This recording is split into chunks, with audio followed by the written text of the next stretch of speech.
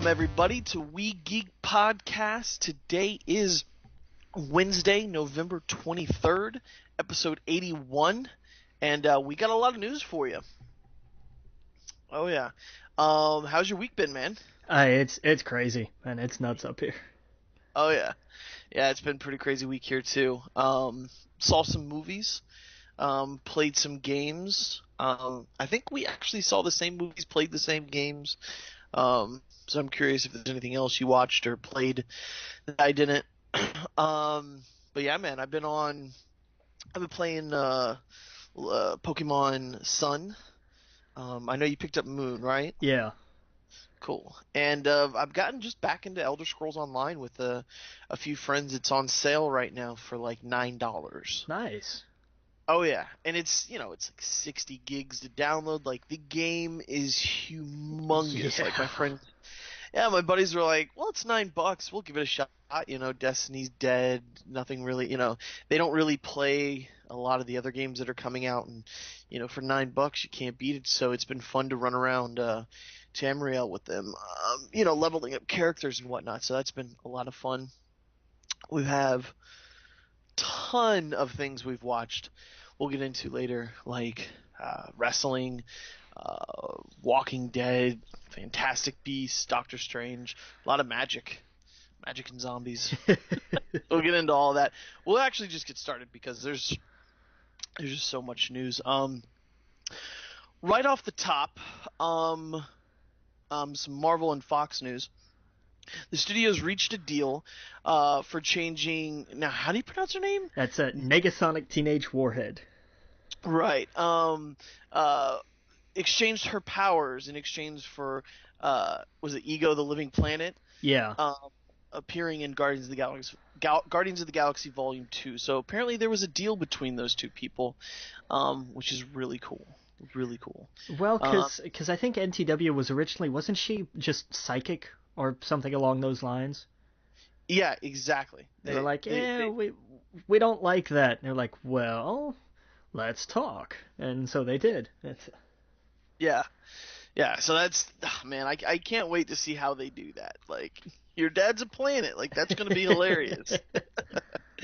Like, I can't wait to figure out see how they figured that one out. But yeah. Man, I can't wait. We got some Black Panther news. Angela Bassett, Malcolm X, What's Love Got to Do with It, cast as Ramonda, T'Chilla's mother. Yeah, it's interesting to see some more of T'Challa's family. Like that. It just seeing this cast continue to flesh out really gets me excited for this film. Oh yeah, definitely. We got some Harley Quinn news. Spin-off film to be written by Christina Hudson. From Transformers Bumblebee. So, yet to be filmed, Transformers Bumblebee. I guess that's the next one in the franchise? No, it's Transformers 5, remember? Was it last night or something? What? Okay, so wait, hold on. Yeah, that one they're doing. Like that one, I think Bumblebee's still in. I don't even know if it's out of pre-production yet. Well, that's what I mean. Transformers Bumblebee is the next film after the Last Night one, right? Yeah, I think so. Yeah. Okay, cool. Got some Justice League news. A member of the Green Lanterns Corps to cameo during key sequence. Yeah, so they say. Yep. So this could be. I don't care, and I'll tell you why. It's because I finally saw Suicide Squad. Oh. DC can go to hell for all that. I'm sorry. God, that was just awful. It was a terrible film. I wanted to like it, and I just couldn't get... Even my buddy who loves DC, yeah, he went and saw it, and I saw it with him, and he was just like, I can't defend that. And I'm like, yeah, I know. But then again, there was moments of that I liked way better than Batman vs. Superman. I'll agree to that. But, it's like, here's what are we going to do to set up this film? We're going to spend the first 30 minutes giving the backstory of each member of the... Yeah, it was just awful. The way they did it. And the ending, it was just like, come on. It's a terrible storytelling device. And just so much of the editing was so bad. Like, here's this sequence. After this sequence, that was what that was the one thing that jumped out at me from Batman vs Superman, is the second time he meets Wonder Woman at the museum function, which is also at night like the entire rest of the movie, but it's on a different night, but we don't know how long it's been because it could have actually been before the last time we saw them, because it doesn't make any goddamn sense. You know what's funny? You just reminded me of it. Before I saw Fantastic Beasts, there was a trailer for the Lego Batman. Have you seen it? I saw the trailer, yeah. And I love that, the Joker's like, well, I'm your biggest bad guy. We're like, but we're connected like that, or whatever he says. And he goes, well, no, you're not. Superman is. And he's like, what? And it made me click. Yes, kids are gonna grow up thinking Batman versus Superman's his biggest enemy or something. There's probably people out there who think that because of these films. Yeah. And it's like, and I love how the Joker was like, that's ridiculous. I'm your villain. And he's like, well, not really. Superman kind of is. I'm just like, what? It made me laugh so hard because they knew what they were doing in that trailer. They knew that was such a big issue with people. Yeah. I can't wait for that Batman film. Like, that actually looks like really that good. one I'll watch. Yeah. Oh, yeah. The whole stuff with Robin just constantly taking his pants off the reggae outfit. Oh my god, like that was, I watch this and I'm like, oh, this is uncomfortable on so many levels, but it's hysterical. Like it was so funny, but I was like, oh my god, okay. Yeah. And here we go. Yeah. Oh yeah, I thought it was fantastic. Let's see here. We got some Star Wars news. Episode 8 to be filmed. Oh, no, 9 to be filmed in 66mm. Emily Clark joins the cast for the Han Solo film. Yeah, 65mm. 65. What did I say? 68? 66. Close enough. You're just off by like that much. That's interesting, because that's a kind of, if I remember right, like they filmed like Lawrence of Arabia and movies with like that kind of scope on 65mm. There was one recently they did like that, didn't they? Oh, there had to be something, I'm sure. No. I'm thinking of. Are you thinking of the frames per second? Are you thinking of The Hobbit? No, the Quentin Tarantino film that they just did. Oh, Hateful Eight. Hateful Eight, but I think that's like 70mm. Yeah, he did it. It was something similar like that. Yeah. Yeah, well, that's cool. I mean, I want a big, wide, film. So yeah, for Star Wars, so that's perfect. Some Fantastic Beast news. David Yates to direct all 5 films in the series. David Yates is going to go down in history as the Harry Potter director. Yeah. How many of the original Harry Potters did he do? What? 2? I think he just did the last. Did he do the last 3? Maybe 4, because I know he did the last 2, and I know he did 6, and I think he did 5. I think he did the last 4. Honestly, I kind of miss the. Everything went dark in the last 4. I miss the color. I miss the whims. I don't know. There's something really dark about the last 4 in this one. They went dark too soon when it came to the original series. Like 6, I understand. 5 should have been a little more transitional. And even 4 was kind of dark. And of course 3 was dark because it had to be. Like it was a total kind of tonal shift, so that made sense. But it should have come back. It should have been a little more vibrant for 4. And it was in some aspects, but it didn't have the pop that it should have. But, that's the thing is that you have to it's a bad phrase to have to use, but you have to service the movie. You can't just keep looking at the books and be like, here's how the books go. Because the movies take on a life of their own. Adapting those things, Jesus, Stephen something, I think. I'll have to look up his name. Who did all the adaptations, who did the screenplays for, I think, all? No, not all. He was out of one of the Harry Potter films. He did almost all of them. I mean, hats off to him for taking these ever-growing behemoths of books and making them into movies. Like that was a hell of a thing. Yeah. No, I mean, no doubt. That's just one of my, I don't know.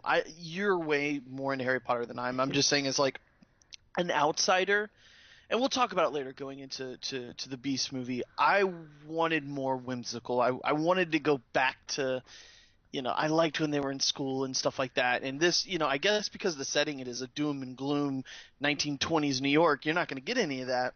Yeah. Maybe in some future films. it's I don't know. That's what I miss. I don't know. I don't know. I guess I went in expecting something different, but in the back of my head, when I went out of it, I was like, why did I even think that? Of course it was gonna be like this. You know what I mean? Yeah. But yeah. Anyway, so we'll talk about all that later. Um, we got some X-Men news. Next film in Fox franchise reportedly to focus on Dark Phoenix storyline, which we kind of heard rumblings about when Apocalypse came out. Right. And isn't and Bryan Singer's out, isn't he? Like wasn't he's done with the franchise now, right? I think. Think so. Yeah. Um. Oh well. Yep. Oh well. I mean, he's I, probably staying on as a producer of some sorts, like an executive producer, I think. yeah. But he's not directing them anymore. Yeah. Yeah. We got some Mortal Kombat news. Reboot gets director Simon McQuaid, commercials for PlayStation and Halo. So, okay, so he does commercials, but then again, I mean, hey, so did the guys who did what, Community? Yeah, and I keep, and I have to backtrack on some things because sometimes like I'll come down when they're like, oh yeah, this guy did music videos and now he's gonna do a movie, and Right. it only kind of just dawned on me the other day actually. Didn't that used to be like David Lynch? Yeah. Wasn't he one of those guys that like he did these crazy music videos and then they were like, hey, you ought to do some movies, Yeah. and look how that turned out. So I I I have to kind of come down off my pedestal on the whole like, no, you should start in films and be in films. You got to start somewhere. Yeah. They're not all going to be Michael Bay, who's like, I did a Got Milk commercial, so now I'm going to do this. And I'm like, oh, that's sad. Right. Like, but You especially with a film like Mortal Kombat, you need to keep the budget low. So yeah, to get someone like that, that's perfect. And he's probably, who knows. Uh, the commercials for like the Halo games have always been fantastic, I thought. true. I don't know what PlayStation commercials he did, unless he did like that newest one, which looks really cool, where like you jump between the video games, but it's all live action and it has Spider-Man and it has Yeah, that's yeah, it's I really just cool. yeah, I didn't see which ones, but I've got to imagine it's been some of the, it's got to be like the play. I wonder if he did like the oh, what was the one where they kind of like revamped their marketing campaign uh after Butler left? Remember when they did like the whole everybody's in the bar thing and from Yeah, there on? yeah. I wonder if that. I wonder if I knew you were going to that. yeah. I wonder if those were it, 'cause those were pretty badass. Like those were good. Yeah, exactly. And he's from that video game world, so he's gonna know people what they want from Mortal Kombat. I liked when they did the gritty stuff on the internet, but I don't want that. I want Sub-Zero to be Sub-Zero. I want them all to be what they are, and I want the story to kind of be the same too. Like I don't want it to be like a gritty detective, Cage goes after. No. I want like Mortal Kombat tournament, get super cheesy, have fun with it. Yeah, totally. Like this is Yeah. not. Look, the idea behind Mortal Kombat is not something that's supposed to be taken seriously. Make a great Netflix series, honestly, like a 10 episode a season or something. Because I know they explored that after Legacy was such Yeah. a big hit. They kicked around a bunch of different options. It would be a really cool series. I could totally see that. And then, season 2, suddenly you got fucking Sub-Zero with his mask off. Yeah. Yeah. So I don't know. That'd be really cool. I'm totally in for that. You go ahead and take the next one because I'm gonna butcher his name. Yeah. Yeah, like because I'm so much better at these. The co-director of John Wick is set, Chad Stahelski, I think. Who was because remember they co-directed he and I can't remember the dude's name. Who directed John Wick? They co-directed. But Chad's actually going to be directing the Lionsgate reboot of Highlander, which has been off again and on again and off again and on again. Well, did you hear that that David Lynch, the other co-director of John Wick, is confirmed as Deadpool 2's director? Well, because I think we talked about this the other week. Like they were really in talks with him, and it kind of seemed like a done deal. Yeah, I guess it was just 2 days ago confirmed. Yeah, cool. Yeah. So they are going off to do their own things. One's doing Highlander, one's doing Deadpool. That's fucking cool. Go for it, man. Why not? Yeah, exactly. Um, Legendary Picture acquires film and TV rights to novel of Dune. Yeah, they're gonna take another shot at your favorite movie. Jesus Christ. It's The universe seems cool, especially with the pugs, but they need to just make it uh, approachable because well, it was just the complete yeah. opposite. Well, and here's the thing: they say film and TV rights, which could mean anything. Like that could have been a bundled deal, and it could have just been, oh hey, we got them both in the same thing, or it could mean they're doing like Sony's doing with the Dark Tower. I And want Name of the Wind. I don't want Dune. I don't want any of these other things Legendary Pictures is picking up. hey, talk to Lionsgate, man. That's Oh, it's they Lionsgate. That's right. Yeah, they own that. That's what they're doing. But here's the thing. And we go back to and that kind of ties into what I was talking with when it comes to adapting books. Think about how thick I'm looking at it on my bookshelf right now. That is a thick as hell book. How do you break that down? What's the process like for that? And to write it, Jesus, the screenplay for that alone, or the teleplay, if you're going that way, it would take you a year to write. Yeah, I don't want to. I honestly do not want a movie for Name of the Wind. I want a TV show. I would, yeah. Well, and did you, because they're merging with Stars. Lionsgate and Stars are, there was, they're finalizing, it's like a four something billion-dollar merger. So Really? I think that's gonna be, they're gonna try and build that to say, hey, Stars could be the number three premium cable channel, or number two if they decide to take over Showtime, to Yeah. overtake Showtime, not to buy out Showtime. Yeah. But this could be their big, hey, Game of Thrones is winding down. We've got your next big fantasy franchise right here on Stars. Like that's, I'll tell you, it could work. It could absolutely work.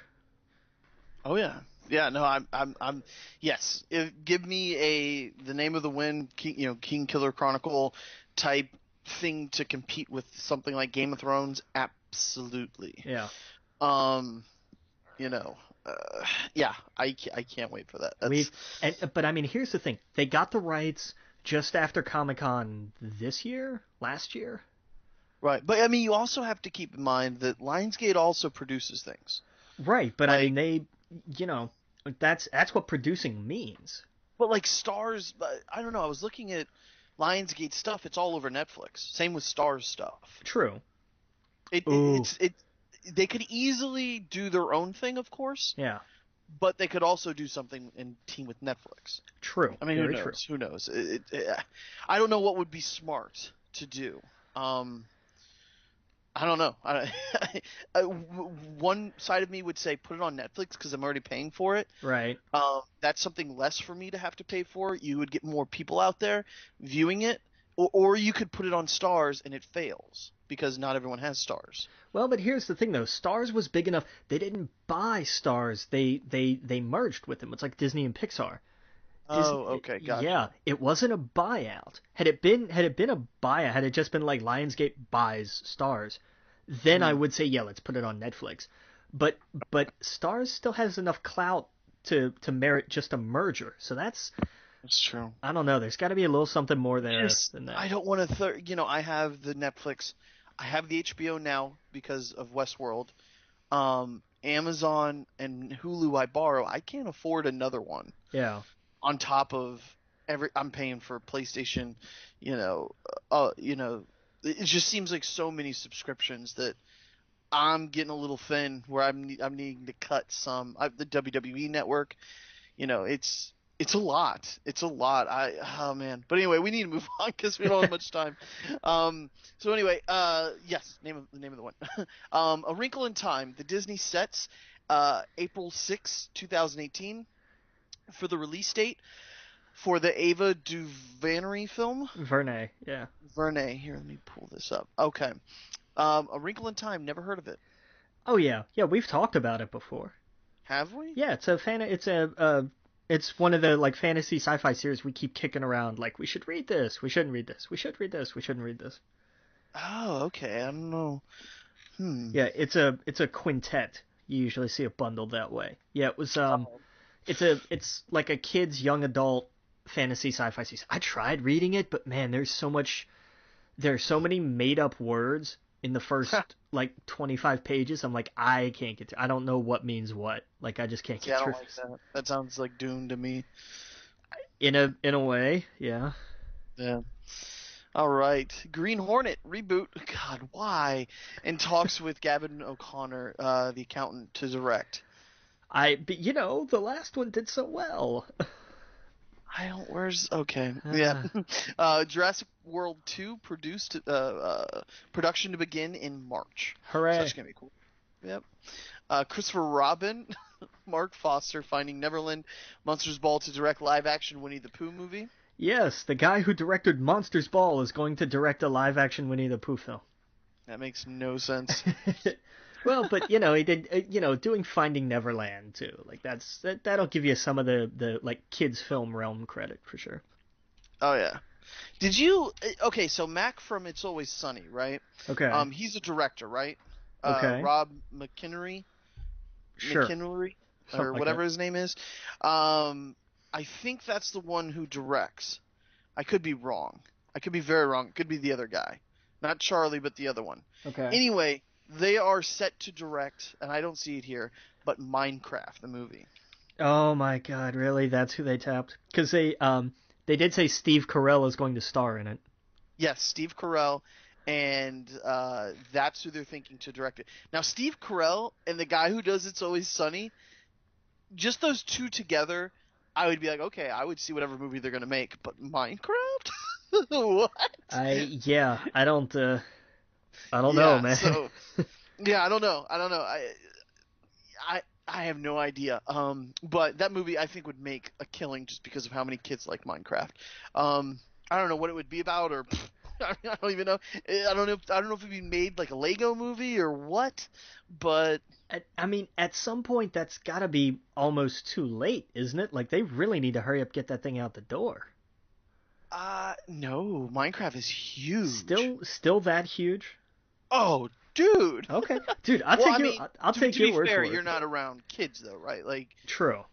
yeah, I mean, I go to my friend's house who have kids, and that's all they fucking do. I get what you're saying though. Minecraft, it was bigger, I think, a few years ago. Yeah. But it is literally on every platform, everything, True. everything that exists under the sun. It's on your phone, your tablets, Android. I think it's on my refrigerator. It's but yeah, no, I agree. They need to make it like now, not tomorrow. But it's not in as many places as Doom. Oh yeah, I heard about that. Did It's you on the MacBook dude, Pro. And you see the way I read the headline was like you could play Doom using what's it called, the Retina bar or whatever it is. Yeah, the bar down below. But it's actually they use it as a display to play it on. I was like, that's like a whole okay. Yeah, that's crazy. I was like, wow, that is nuts. That's hey, more power to him, man. Like just. Yep. Of all the things to do with that kind of technology, you're like, I want to put Doom on this new little scroll bar. All right, man, you do you. Go for it. Like, yep, someone did it. That was cool. But yeah, Steve Carell to star in the movie. Based on oh yeah, I saw the notes here. Yeah. But yeah, we got a Professor Marston and the Wonder Woman, Connie Britton and Oliver Pratt to star in biopic based on the creators of Wonder Woman. That'll be an interesting movie. Yeah, that'd be cool. Yeah.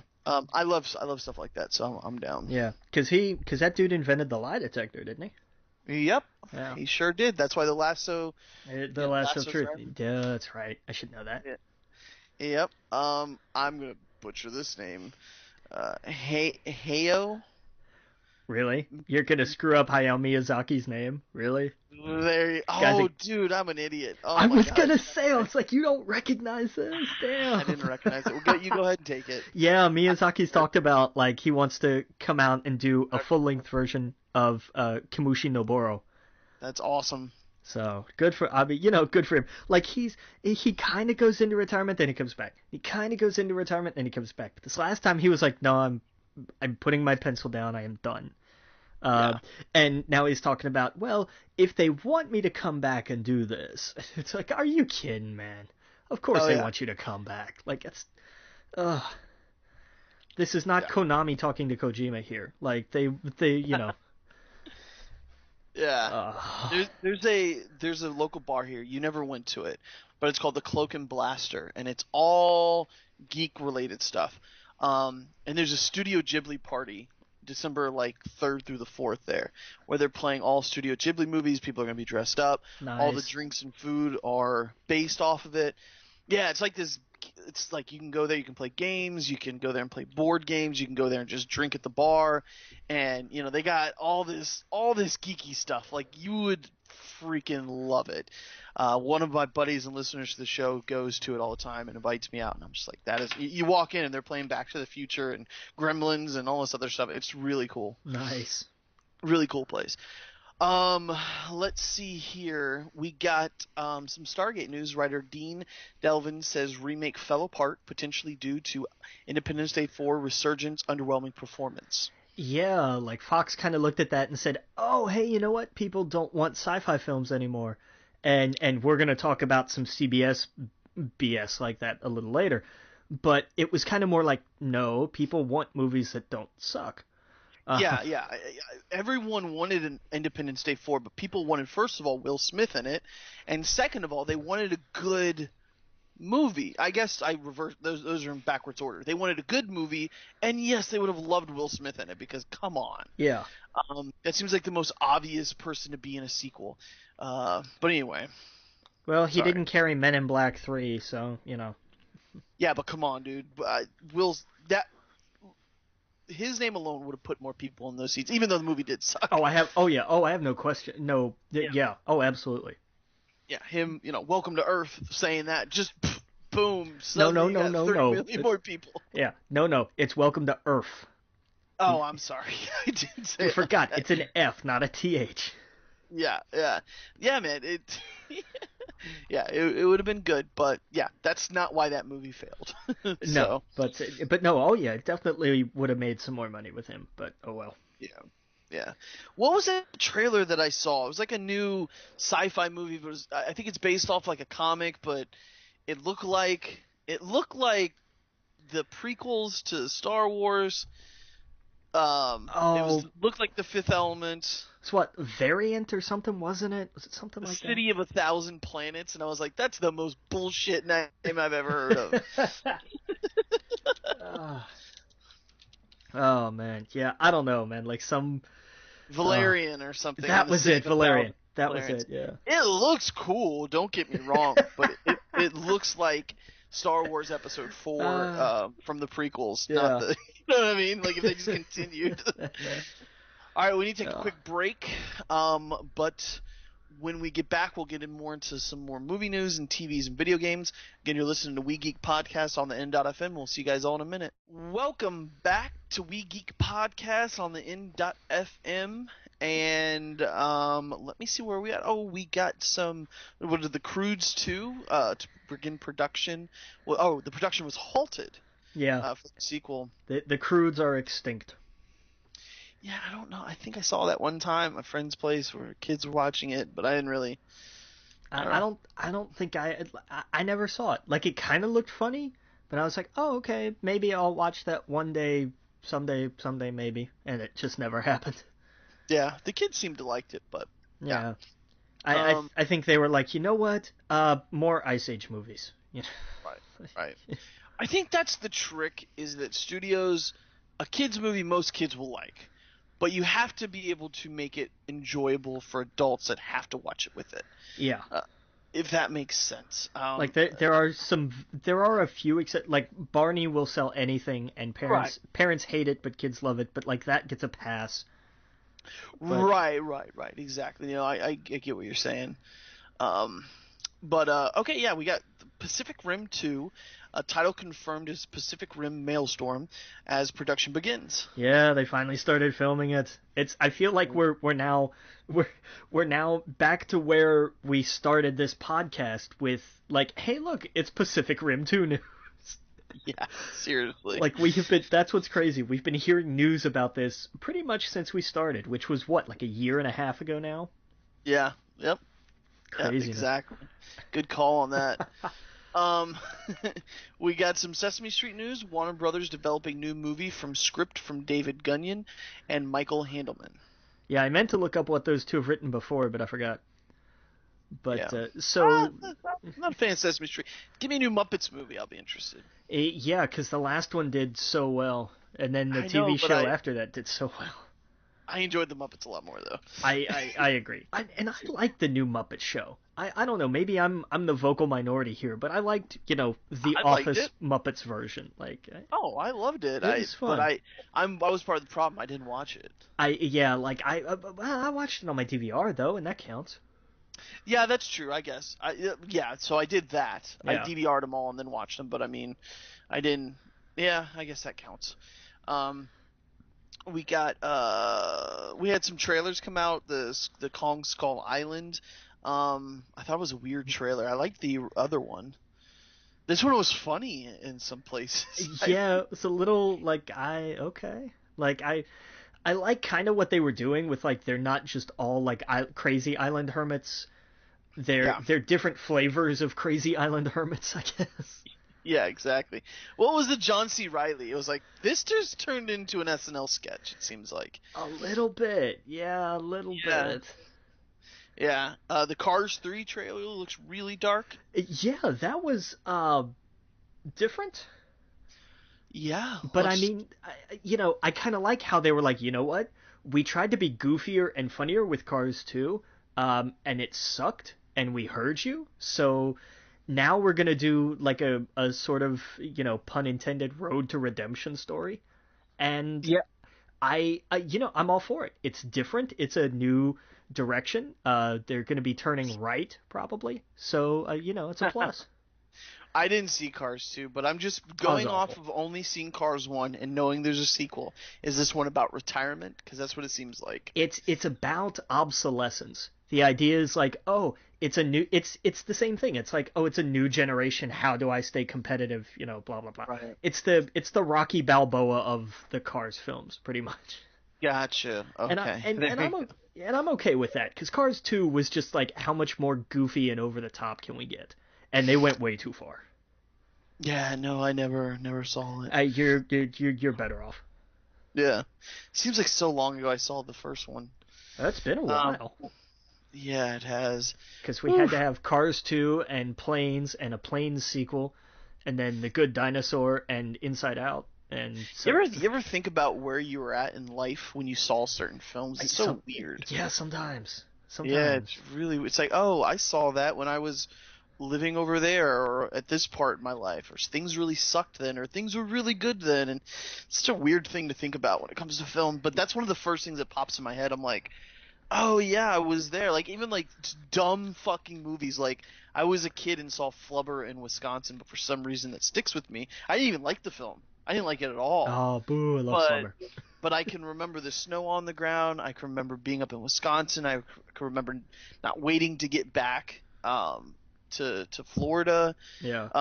It was Christmas time. Like it's just such a weird, such a obscure film for me to remember. Of all the films I've seen, ones like that stick. Yeah. I don't know. It's weird. That just popped in my head real fast. But yeah. We have another trailer, Barry, which looks really cool, which is about Obama. Yeah, it's on Netflix. It was during his younger days. Yeah. When what day does that come out? Soon, right? Yeah. It's this month, isn't it? I think. I think it's this month. Yeah. Well, it's in December, I thought. Yeah, that's what I meant. December. That's right. We're not actually in December yet. I always thought about now we're gonna have to in 4 years from now we're probably gonna see movies about some other politicians that won't be named. Hey, I'll tell you what. The next 4 years are going to be great times to make sequels to The Purge. Oh yeah, I groan at the thought of that. Like I don't like to see him on television, and I'm not gonna get political, but I just don't want anything to do with that, and I just can't. Oh, because they do that about Obama, about Bush, and whatever. I'm not looking forward to that. No, it's gonna be, but it is gonna be interesting to see. Like I think this is gonna be one of the first times in our lifetime where we're gonna start seeing Like where we have periods of like, here's what the culture was like. That's why these movies got made. Where we're Right. I guess I just don't want to feed the ego, yeah, if that makes sense. I don't want to give it another platform, and I'm already doing that right now. But I right. don't want But it's to gonna be give it another platform to be like, here's something polarizing when it's like, no, it's not really. It's just fucking gross. yeah. I don't know. I'll watch Obama. I'll watch a Bush thing. I'll watch whatever because it's say what you want about either one of those two, but they seemed way more important. um, Did you see I saw a trailer for the new Celebrity Apprentice with Arnold. I I, like that one I'll enjoy watching just because it's like seeing him in this suit and tie sitting like and they've redesigned the set and everything. It's like, oh my god, this just looks so funny. Yeah, no, I don't watch that show anyway, so I don't. Yeah. I didn't see the commercial or anything more. Arnold's cool though. I like Arnold. Yeah, like that'll be it would because come on, it'll be so funny for him to be sitting there going, "You're fired," like just Yeah. Yeah, no, I completely agree. He's not a nightmare person, so it's fine. well, some of the people of the great state of California may disagree with that, but I don't know. It's the weird politics and TV are weird. Yeah, no, totally. But yeah, no, I don't think I've ever seen an episode of The Apprentice. Honestly, I've never. I've only seen it from skits and commercials or clips online at YouTube or something like that. Yeah. But I think that does it for movies. Yeah. In the same vein, Inhumans is. Oh yeah. So the film's scrapped. Yeah, that was a cheap joke. I'm sorry. No, you're fine. No, it's good. The film was scrapped, and the group is getting its own TV series on ABC coming September 17th. First 2 episodes will air first on IMAX screens ahead of TV premiere. Now, here's the question: is Vin Diesel still playing Black Bolt? I not if it's going to be TV. No, there's no way he does TV. Now, he could be used. Well, he's the king, so he would have to be in every episode. So you're right. I was gonna say if he's used sparingly, like he just shows up in 1 or 2 episodes, then okay. But yeah, no. I see this being not about. I don't know. Would it be about the royal family? I guess it would be if you're not doing a movie. Well, because they're doing it on the moon, for one thing. Like it's gonna be about. This is gonna be the royal family for sure. Okay, I'm in. I don't want because Inhumans is obscure to begin with, but I don't want the obscurity that Agents of S.H.I.E.L.D. did. Yeah. Apparently, this season has been fantastic. I've only seen 4 episodes that I really liked. Yeah. The first 4 I thought were fantastic. I haven't seen any more just because of time. But every podcast I listen to, everyone's talking about it, are like, holy crap, did they really do good with this so far? I want to see it because I guess the Ghost Rider stuff. Yeah, apparently it's pretty good. Yeah. Man, there's so much I need to catch up on, like Gotham. Apparently, we're gonna get Joker back. Yeah. Well, there's a surprise. Yeah. We got Cloak and Dagger, a Marvel show on Freeform, debuting in winter 2018. I'm good with that. Yep. I don't know what Freeform is. It used to be ABC Family. Oh, okay. Yeah, they renamed it. This year, I think. Gotcha. Game of Thrones, HBO still discussing idea of prequel series? Yeah, that's going to be, because they're going to milk that for as long as they possibly can, because why wouldn't they? Yes. I'm not usually a fan of prequels, because it's we all know where it's going. But it'd be cool. Absolutely. If they keep it just as interesting or compelling as the main series, then absolutely. Totally. Snowpiercer, TNT orders pilot for series based on film based on French graphic novel. Yeah, the movie was good, and they were like, okay, we want a TV show based on this. How? See, I thought I read an article where it said it made perfect sense, but maybe they're being sarcastic. I don't. If I read article, I mean I read the title of the article. Yeah, I don't. I don't know, man. It would take a hell of a talented writer to do that, and my hat's off to anybody who's taken a swing at it. I didn't see if they had a writer tapped, but if they've already ordered a pilot, like they've got to have somebody. And I tip my hat to him because that's not an easy job. Yeah. Take the next one because it frustrates me. Oh, okay, yeah. So, a moron at CBS, actually the CEO of CBS Interactive, whose name is Jim Lanzone, basically said Star Trek won't work on network TV. More specifically, or more broadly, rather, he said sci-fi won't work on network TV. The actual quote was, "Sci-fi is not something that has traditionally done really well on broadcast." I want to punch people when they say things like this, especially when they're television executives who are looking at the CW, which is basically 80% sci-fi, because that is what superhero shows are, and saying, sci-fi doesn't work. It's like saying you can't put Star Trek on TV now, it doesn't work. He talked about Heroes, and how it had some things that were sci-fi, but ultimately you saw what happened. First of all, yes, Heroes was sci-fi. It was sci-fi through and through, but that wasn't why people stopped watching. They stopped watching because the quality of the show went down.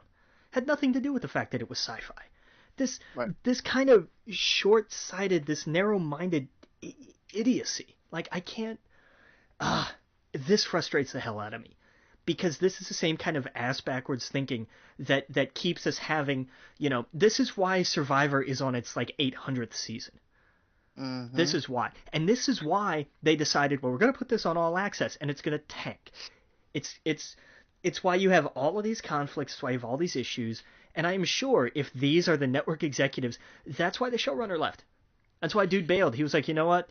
I was on board for this. I was totally signed up. And now he's gone. Why? Well, we don't really know, but I think this provides a pretty compelling piece of evidence here. Yeah. Obviously, they've never heard of Westworld. No. Well, but they do say broadcast. Now, there's a difference between cable. Like they're talking about like the standard three. ABC and CBS and Fox, which of course we know Fox never had a sci-fi show at all that ever did any kind of Fox has never had a cultural phenomenon sci-fi show, of course. It's that kind of thinking that keeps them in that box and doesn't have them strive towards what Netflix and HBO does. Because, for example, the one show that none of my friends can shut up about, the two shows, is Westworld and Black Mirror. And I mean my friends who do not like science fiction. My friends who do not go to the movie theater to see, well, they'll go see Star Wars and stuff like that, but outside of that box, they don't really care. These friends of mine, and I call them normal people, they're not as geeked out as we are, if that makes sense. The average, the exact person this guy is talking about. Yes. They will marathon Black Mirror because it is so out of the box and it makes them think, and they go, holy shit, like that is so cool. The ideas from that show, same with Westworld. I have my friends going, this reminds me of Lost in all the right ways. This reminds me of the first season of Lost, and I'm telling you right now, this could possibly beat the first season of Lost for me, and that tells you something, dude. Like, that's how fucking good it is. And it's every episode. It is not the first two and then it drops off. It is consecutively fucking mind-blowingly good. And you have stations like CBS going, what's the next sitcom we can do where three people sit on a couch and a girl moves in next door? Pretty much. Or everybody loves this washed-up comedian from another TV show. Yeah. I just named 5 sitcoms on right now. Yeah, basically. I would bet on sci-fi above anything else, because really, let's be honest, Kevin can wait. Yeah, exactly. We'll talk more about this when we get back. We got to take a quick break. Again, you're listening to We Geek Podcast on the N.FM. We'll see you guys all in a minute. Welcome back to We Geek Podcast on the N.FM. And right before the break, we were talking about, CBS thinking this, Star Trek and sci-fi in general doesn't do good. I mean, did they forget Lost? I know that a lot of people have their beef with Lost, but it was a juggernaut in its day. I think, to me personally, and I may be way off, that was the turning point for television that I saw personally. I saw more people involved in TV shows and the behind the scenes, the AR or the what is it called, augmented reality games and stuff like AR. that. Yeah. That's when it totally set off, because it was that time frame where you had Lost on, you had Heroes, you had Battlestar Galactica, like You had it was. you had Chuck. Let's not forget Yeah, Chuck. that's right. You had Chuck, and I mean, we haven't had Star Trek for so long, and to be brought back in such a, what's the word, like a lobotomized way, like it feels like you're cutting its feet off or something. And you're not even giving it a chance. You're setting it out to die. It's like you're sticking, you're sticking, I don't even, a spear in its rib, and you're sending it off. And you're like, okay, here's a sword.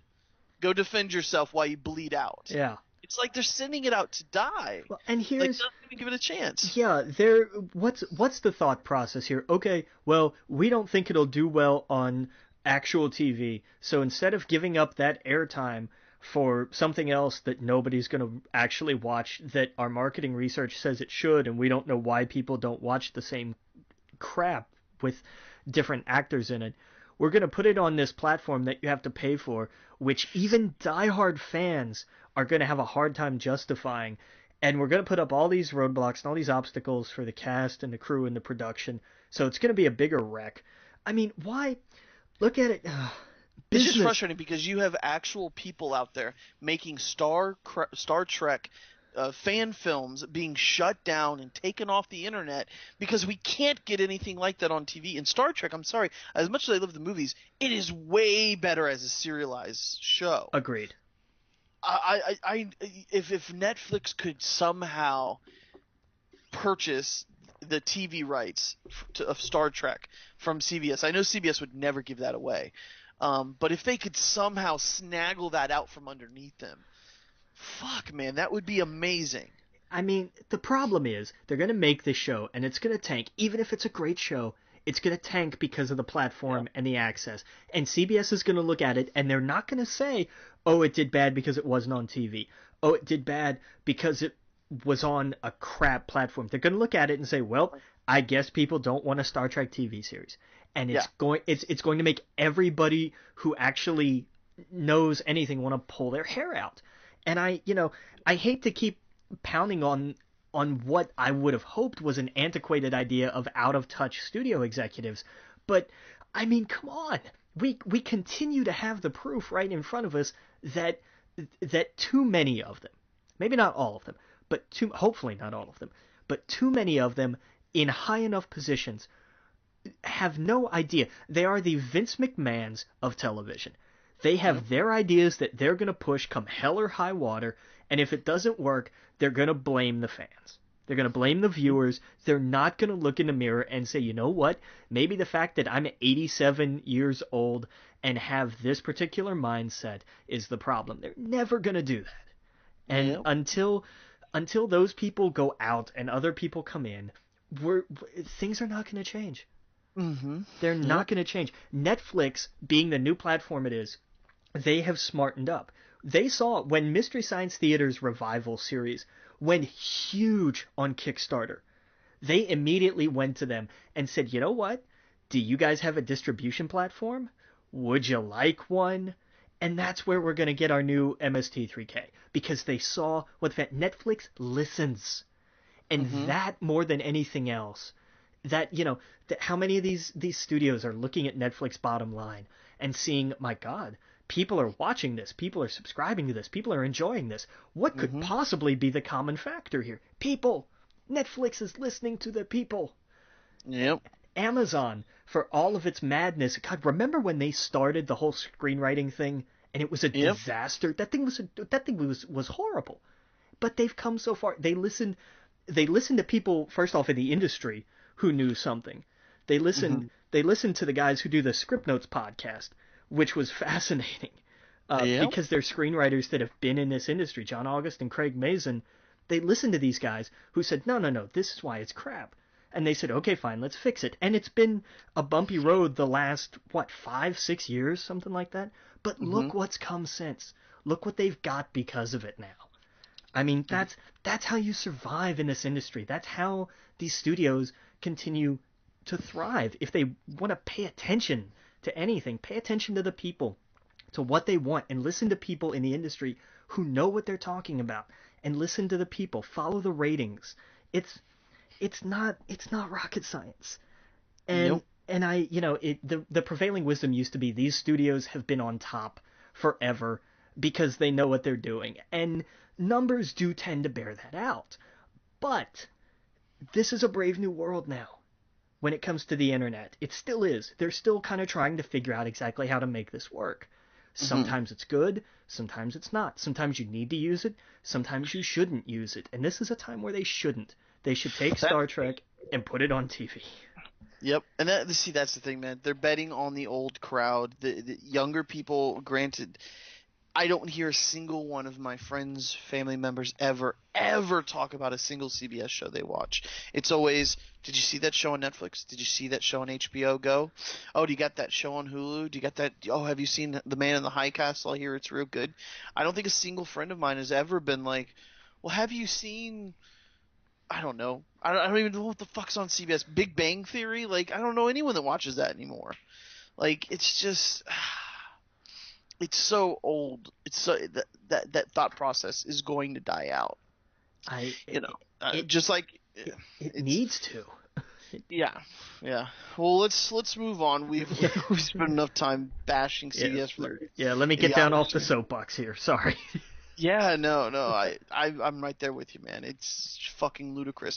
I, like you, will try and go out of our way to figure out how to watch it, but it just sucks to know that it is going to die.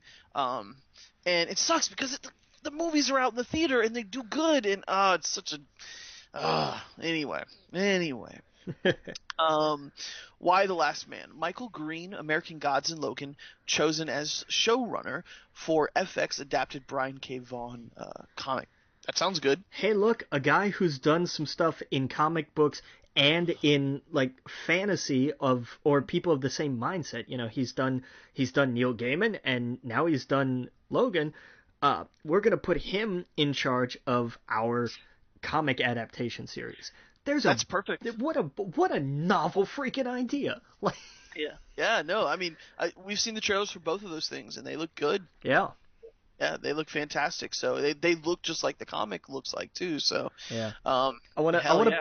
yeah, I wanna take I wanna print out copies of just like the end of the trailer where it's just the title, and like that's gonna be my business card. I so want to use that, like just where There it's you go. because it's just the name, and I'm just like, oh, here you go. Hey, what? Really? Yeah, totally. That's smart. We got some crazy rumors that for Netflix, rumors abound that Disney may be looking to acquire Netflix. Yeah, that's crap. Like that'll never happen. Uh, I I mean, no, it's look from I get it from like for Disney it would be a coup and a half, but there are two reasons Netflix won't do it. One is because it's a bad idea, and two, it becomes Netflix's whole thing is that they're not beholden to a studio. right. Suddenly now, if Disney buys Netflix, then how many deals go out the window? It would kill business. Yeah. It would just be a disaster. And I don't know where No, these I agree. rumors got started, but I felt like throwing them in here just because. Yeah, no, I agree. It would be bad. Um, yeah, it's crazy. Um, but let's jump into some video game news. Tall Tale Games leaked a list of games affected by the SAG-AFTRA reveals that the company is working on Guardians of the Galaxy game. So I guess because of leaks, we found out that uh, they're doing a Guardians game. What do you think about that? I think that's an interesting pick. Like if they're gonna do a Marvel property, I think that Telltale is just enough off the beaten path that picking the established franchise that's also off the beaten path makes perfect sense. Yeah, no, and I think it's smart to do it with a thing that has some comedy and could be written very well. Yeah, I was thinking it would have been cooler. I would have loved like Spider-Man, a Peter Parker one, more Peter Parker than Spider-Man. yeah. Um, I think that would have been really cool. Guardians is cool though. I, I mean, if you went and did a test for all your friends right now, all the people you know your age, most of them love Guardians of the Galaxy, right? Yeah, I would say so. Yeah. So like, it's smart to do it because putting it out on a platform that's generated towards 20-year-olds, that's perfect. Because Guardians was a huge freaking hit. It's really smart. Um, yeah. So man, I can't wait to do that. Have you been playing any of the Batman? I haven't. I know they're up to episode 4, but I haven't. I just haven't had the time. Yeah. Apparently they're going to be able to release all of them before the end of the year, which is crazy. Nice, yeah. Yeah. So I have episode 1. I bought the whole thing, but I've only played parts of episode 1, and then I got just busy with stuff, so Yeah. I haven't come back to it. Not- That might be one where I just play all the way through. Yeah, I kind of think that's how I think that's how you should play Telltale games. Yeah. Just, I mean, just so that you're not interrupted with it, because the choices actually do matter and they do carry over. Because Okay. I know when I go back to Game of Thrones, I'm gonna have to start, because I think I only did episode 1, so I'm gonna Yeah. have to start over because I don't know what I picked and when. I have For no idea. sure, you're gonna have to start over. Yeah. Yeah. But Um, anyway. But hey, let's take a quick break. When we get back, we get more video game news to talk about. Again, you're listening to We Geek Podcast on the N.FM. We'll see you guys all in a minute. Welcome back to We Geek Podcast on the N.FM, and we got some video game news to talk about. I thought one thing was interesting that I was reading was an article that Kotaku has done, and a few other places, basically saying that EA is now requiring YouTubers and streamers to put labels on sponsored videos. One of them is supported by EA, which means, hey, they sent us a copy of this, but there was no rules about what we could say, what we couldn't say. Obviously, there's going to be a, what do you call it? Well, no. Basically, there's no rules. It's you can review the game as you want. Right. You know. It's just, hey, we provided this at some expense, but it's not. Exactly. It's not we're paying you to do this. That was the other one that they had. What was it? Advertised by EA or something? Yes, advertised by EA, Yeah. which is basically an advertisement where EA provided material or is directly influenced on the direction of the content. Yeah. So it's basically saying, look, here's the difference between an ad and just somebody doing a review. Yes. Big difference. Exactly. And I'm okay with this. I kind of like this. 'Cause what brought this on? Where did this come about? The whole Shadows of Mordor debacle with Warner Brothers. Oh yeah, I remember that. Mm-hmm. Yeah, and a lot of YouTubers, are getting some flack from it that didn't deserve it. Like, I know PewDiePie did, but he literally put on the tag of the video or whatever, like, this was sponsored by Warner Brothers. Says it in the beginning of the video, but people, they hear PewDiePie, blah, blah, blah, blah, and that's it. And they're just off to the races. Yeah. But later on, he's like, look, no, I said that I was getting paid money to do this. And, like, I didn't do anything wrong.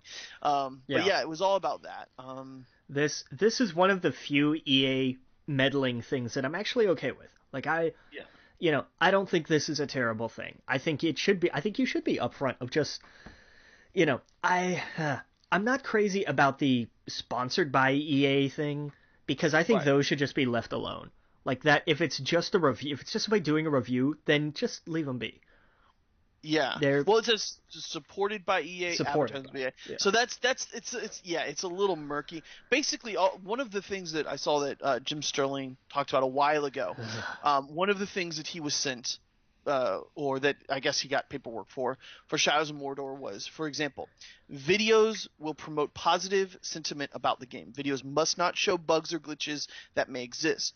Maximize awareness for Shadows of Mordor video game during the week of Vengeance throughout gameplay content, key brand messaging and information, and talent usage on Twitch channels. Persuade viewers to purchase the game. Catch the attention of casual and core gamers who already know and love Middle Earth. Requirements involved one live stream, one YouTube video, one Facebook post or tweet to support the videos. Videos will have a strong verbal call to action, a clickable link and description box to the viewer. So it goes on about basically like, if you want the money from us, you have to do all of these things. And so the YouTubers did that. And it was very vague. Apparently some of the YouTubers didn't follow it, I guess, or whatever. And we're now in that territory where more people care about following personalities than reading IGN reviews. Yeah. I'm in the same boat, dude. Look, the two big people that I follow, Kind of Funny and Giant Bomb. Giant Bomb especially, because Jeff Gerstmann literally got fired for this very thing when he did the review. I forgot the game. What was the one about the two soldiers? No, I don't remember. Okay, Army of Two or something like that. Oh yeah. He got fired. No, I'm sorry. He did a negative review of Kane and Lynch. Well, so did kind of everybody. Well, the problem is GameStop had a ton of advertising on the website for it, and he was basically walked into the office and said, "Are you sure that's a 7?" He said, "Yeah." Okay, and then he was told to pack his stuff and to go. Wow. And that day forward, he started Giant Bomb, and that has been why I love Giant Bomb, because they are no bullshit. They don't do advertising for video games. They do advertising for Crunchyroll and everything else under the sun, but not video games. And you know that you are getting no bullshit when you hear them, when they talk about, they played this game but it wasn't really that good. You know that there's no sway in it, and that's why most people love Giant Bomb. They are the number one video game podcast for years now because of it. Yeah. So even the people who now are doing Vice Gaming, Patrick Collette, mixing up his name, and I can't names off the top of my head. They are now over at Vice. Like, a lot of people are now coming from Giant Bomb that are really cool. So anyway, the personalities are taking, I think, they're putting more of their imprint on the internet when it comes to video game reviews. And I think the studios are noticing that. Like, holy shit, if PewDiePie plays this game, if we can get PewDiePie to play this game, we can get Total Biscuit to play this game, if we can get Jesse Cox or the Kind of Funny guys, it can get people talking about it.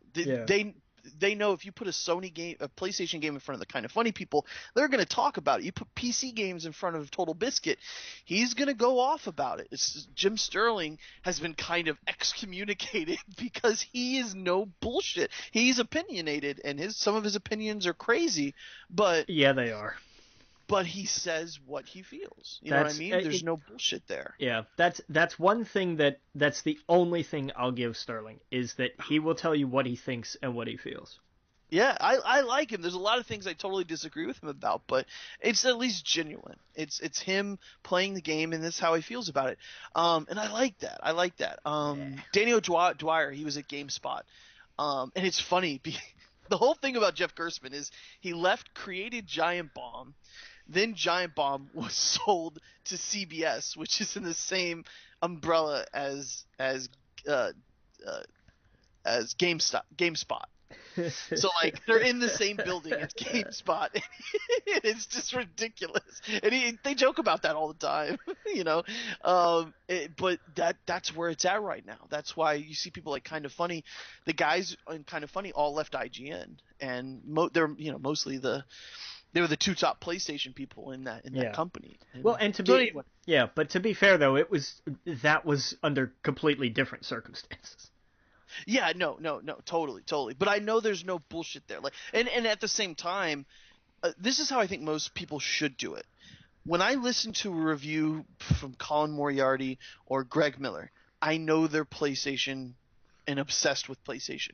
When they rag about PC gaming and stuff like that, I take it with a grain of salt because I know that's not their cup of tea. Right. You know what I mean? Like, I know where they're coming from. I know what I like that they don't like. I know what they don't like, what I like. And so I get a better idea of the game. Same thing with Giant Bomb. I know that Jeff Gerstmann just does not like first-person shooters, so when he talks about them, he's really hard on them, but I don't like them either. So I agree with everything he's saying, you know what I mean? So it's that kind of, but I think moving forward, the video game industry, that's what it's going to be about. It's going to be more about personality than it is going to be about the old review. I honestly think review numbers are going to be out the window soon. Kotaku doesn't do them anymore. A lot of people don't do them anymore. I'd rather just listen to someone talk to me about it. Even if I'm reading it, I don't want a number at the bottom. Give me your pluses and your minuses and leave it at that. Tell me if it's worth buying or not.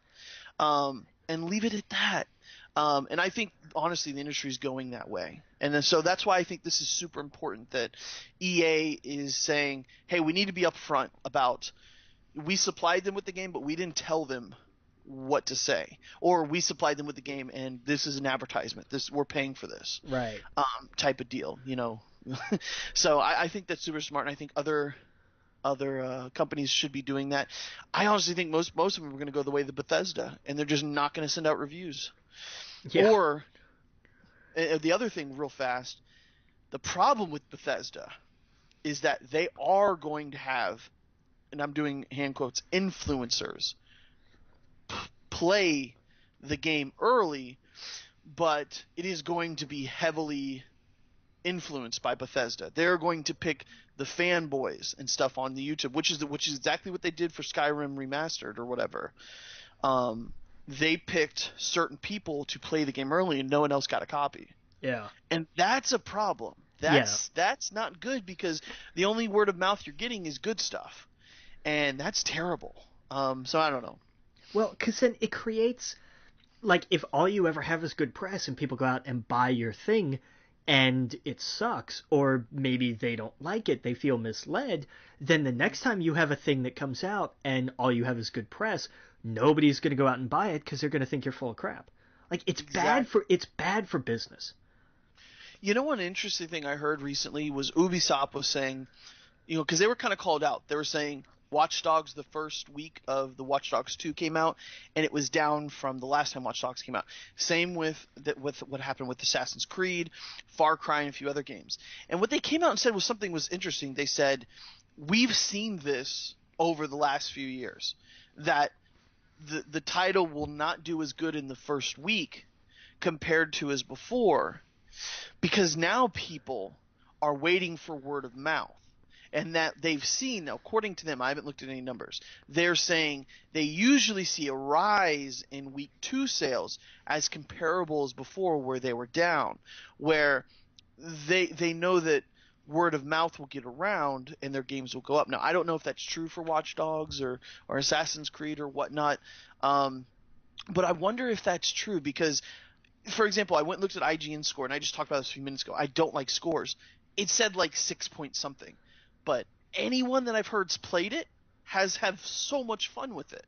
They're saying it's so much more fun than the last one. It's you know, it's everything is a lot brighter. Everything is more like, you know, I think you open up the game by having a one night stand, and the first mission is you got to find your clothes and make it home somehow from Oakland, which is a complete difference from the first game. Granted, I've only played a little bit of the first game, but from what I understand, it's completely different. And everyone that I'm hearing from is saying they're loving it, and it's actually making me go, you know what? Maybe I should think about Watch Dogs. There you go. I wonder if that's actually happening for a lot of other people, if they're waiting to hear what people think of it over a review, where a few years ago all you had was a review, maybe a week before the game came out. Yeah. And so maybe it has shifted to where they're waiting for their personalities, their internet personalities, to tell them what they think of it. Could be. And, you know, this is something that we could go on and on about. This is something I've actually listened to Giant Bomb discuss over and over again, about how all of that has shifted. And they've been through the years, dude. They've worked back in when they did magazines. Dan Reichert worked for Game Informer, and Jeff Gerstmann worked for, I don't know what it was, some old video game magazine. And they were there when the magazine people were like, oh, the internet's there, but it will never take over from people wanting to read a magazine. And they're like, we've been through this, and through GameSpot, they were beating IGN for years, and they were like, people want personality. It is what is going to. It is what the industry is changing to, and now they're right in the middle of it. And they're saying, they hear people from IGN and GameSpot and all of them going, we need personalities now. That's why IGN had Greg Miller. That's why GameSpot had Jeff Gerstmann, and so. Yeah. Hey, anybody wants to hire me, I'll take a paycheck for it. Yeah, exactly. Are you kidding me? I'll bail on this in a heartbeat if I get paid.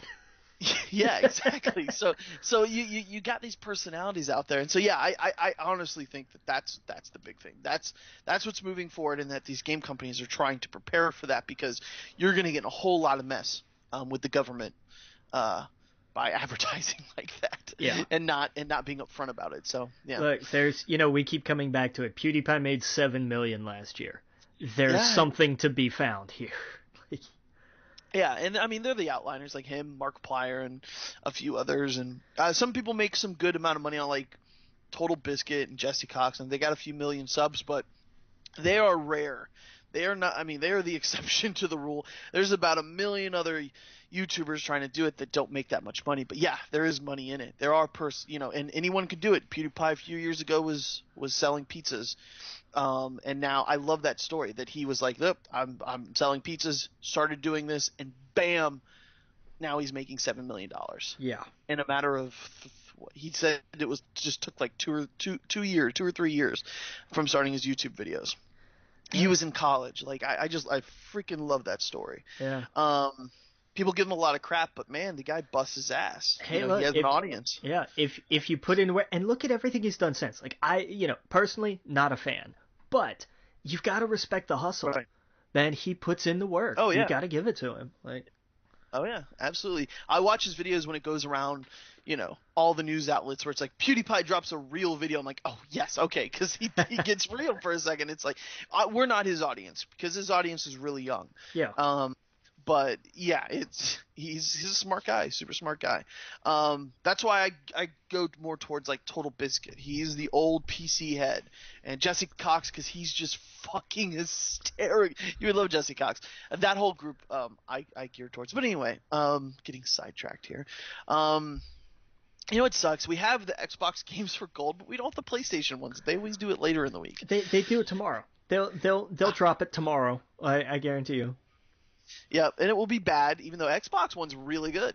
Xbox Games for Gold announced the Sleeping Dogs Definitive Edition December 1st through the 31st for Xbox One. Well, and go get that. Yeah, that already came out for PlayStation.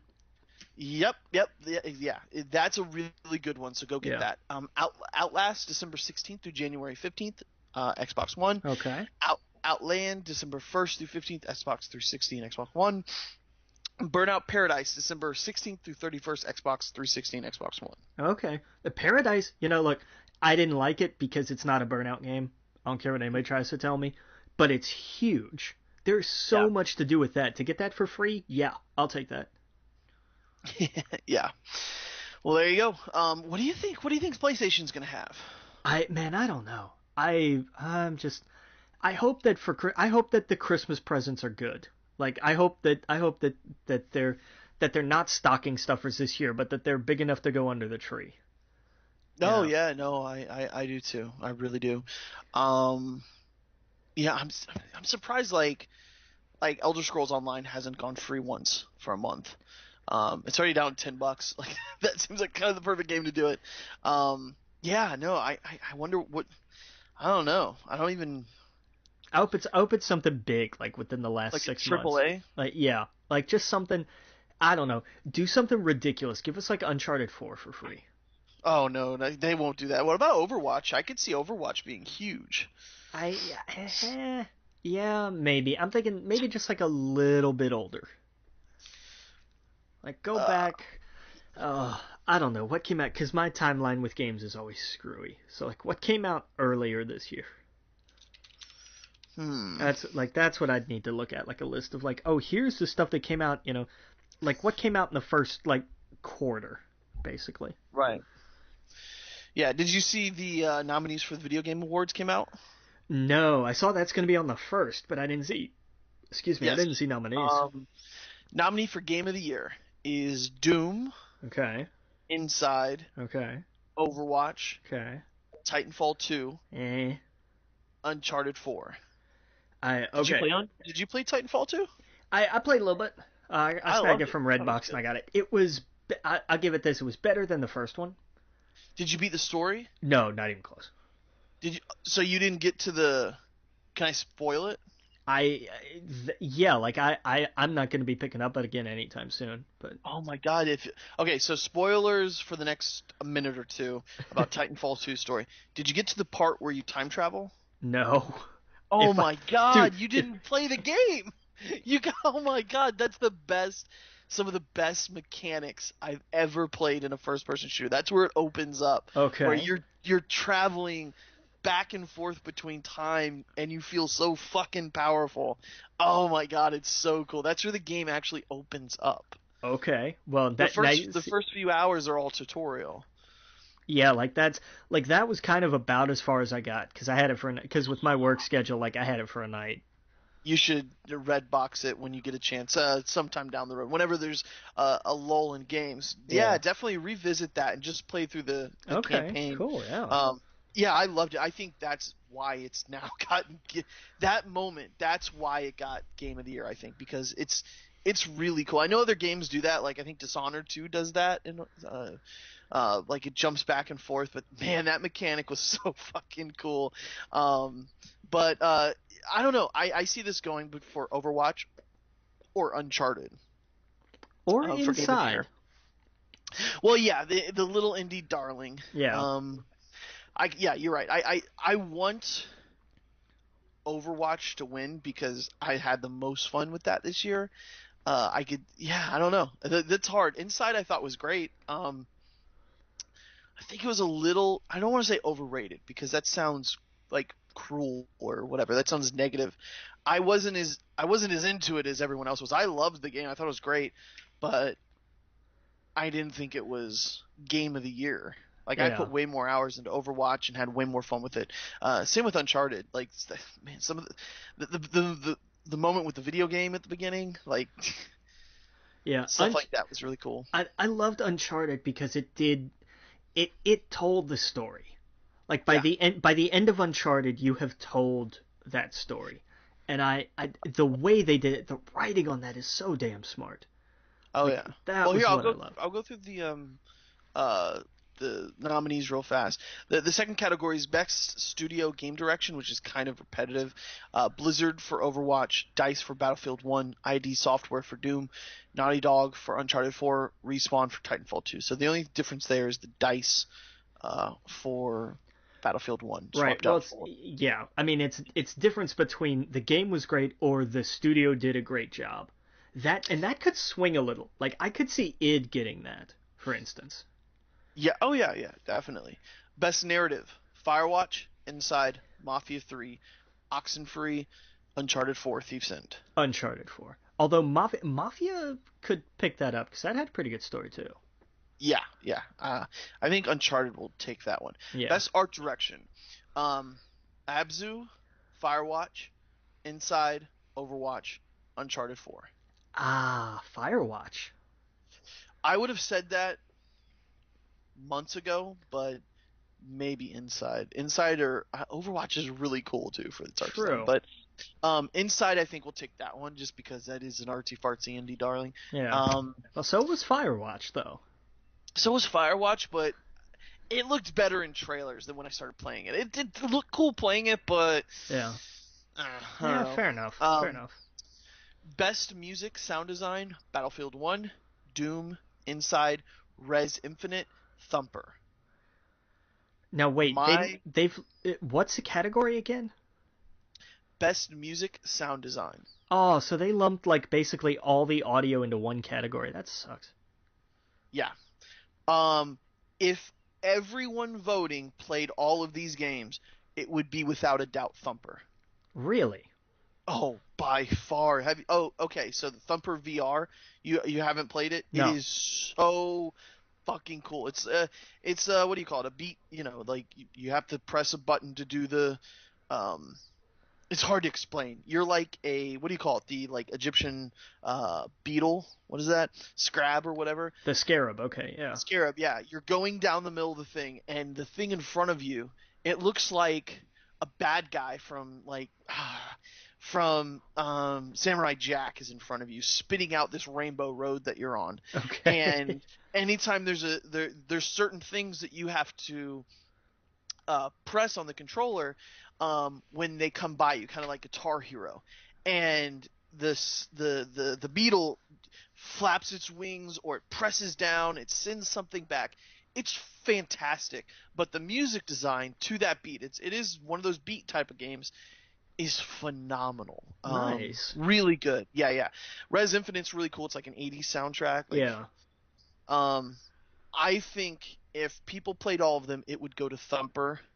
Maybe Res Infinite. Doom's cool too. The soundtrack to Doom is fucking fantastic. Yeah, it is. Best performance. Alex Hernandez as Lincoln Clay, Mafia 3, which was fantastic. Yeah. Was it Sissy Jones as Delilah, Firewatch. Okay. Emily Rose as Elena, Uncharted 4. Nolan North as Nathan Drake, Uncharted 4. Rich Somer as Henry, Firewatch.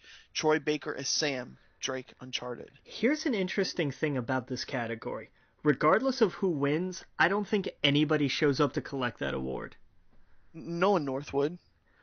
Not with the strike. Oh yeah, that's true. Yeah, SAG-AFTRA is still on strike. Yeah, I think Nolan North could get that. Nolan North. That was what's the guy? Troy Baker. When he got an award or gave a speech somewhere or something, and he said, "This is my favorite thing I think I've ever heard." Somebody asked him, "How do I break it? How do I get to be a voiceover actor for video games?" And he said there's 2 steps. 1, spend the money, get a really good microphone. Step 2, wait for Nolan North and I to die. Yeah, pretty much. That's it. That's perfect. Oh yeah. Yeah, no, seriously. There's a Games for Impact award, which is for thought-provoking games, which with a profound pro-social meaning or message, which is 1979 Revolution. Okay. Block Hood. Okay. Orwell. Okay. Sea Hero Quest. Okay. That Dragon Cancer. Okay. I gotta go with the Cancer one because that seems. I've heard of some of these, but I've never played any of them. I've only heard of That Dragon Cancer, and it's about someone created the video game because I believe their child had cancer, so that was the only way for them to kind of express how they were feeling. Yeah. And that's the only one I've ever heard of out of all these. Yeah. So yeah, the best independent game, Firewatch, Hyper Light Drifter, which I want to play, Inside, Stardew Valley. Yes, that's such a good game. It's such a good game, and The Witness is fantastic. Oh man, I don't know. Inside's gonna win it. Yeah, but that's gonna be close between that and The Witness. Yeah. Oh man, but Stardew Valley. Ooh, that was such a good game. I can't wait for that to show up on the consoles.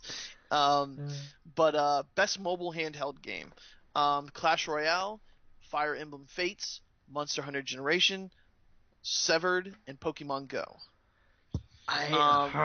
It depends on what their criteria is.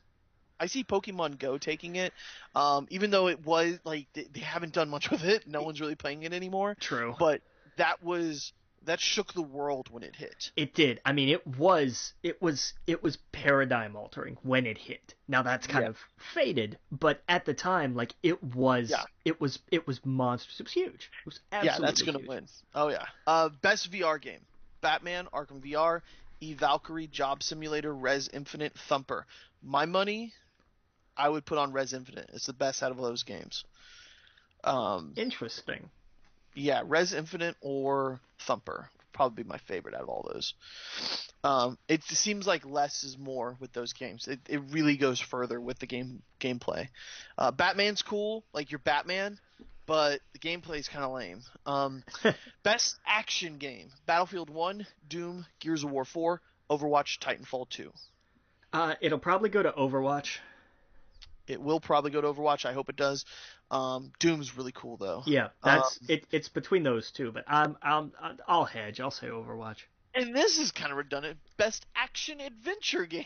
Every game's an adventure. This is stupid. Well, not entirely. Go ahead, read them out. Dishonored 2, Hitman, Hyper Light Drifter, Ratchet and Clank, Uncharted 4, Thief's End. Uncharted 4. And here's the thing. It's because adventure isn't its own game. Isn't its own genre. It's still action adventure. Is Hitman an action adventure game? There's a journey. That's what makes it an adventure game. There's not a journey in Overwatch. What? I'm with you. Uncharted should win it, but Ratchet and Clank was really good. I don't think it's gonna take it. I don't think it will either. Best role playing game. Dark Souls 3, Deus Ex: Mankind Divided, The Witcher 3, Wild Hunt: Blood and Wine, World of Warcraft Legion, Xenoblade Chronicles X. Legion, I think.